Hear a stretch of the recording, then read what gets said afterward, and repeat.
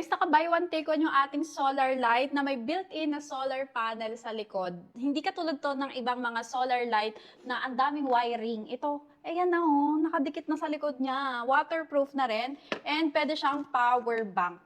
So, hindi na kayo mamomroblema kapag nawala ng kuryente sa inyo. Ito na yung gamitin nyo, di ba? So, pwede siyang indoor, pwede siyang outdoor. At madami siyang lighting modes. Ayan. Meron ding pang emergency. Ayan, di ba? Oh, pwede nyo nga siyang pin light sa sa bahay di ba? Like 2-in-1 na siya. So, ayan, dito nyo i-charge yung mga phones nyo or kung ano man, yan. Pwede siyang emergency power bank na rin. So, madaming pamimilian na watts. Ang hawak ko ngayon is 15,000 watts. Marirecommend ko sa inyo, taasan nyo na yung watts na bibilhin nyo kapag nag-check out kayo para matagal siyang malobat. 'Di ba? Lalo na ngayon, bigla-bigla nawawalan ng kuryente kaya kailangan natin yung mga ganitong solar light na power bank. So ilalagay ko yung link nito. Check out na lang din kayo sa baba hangga't may stocks pa.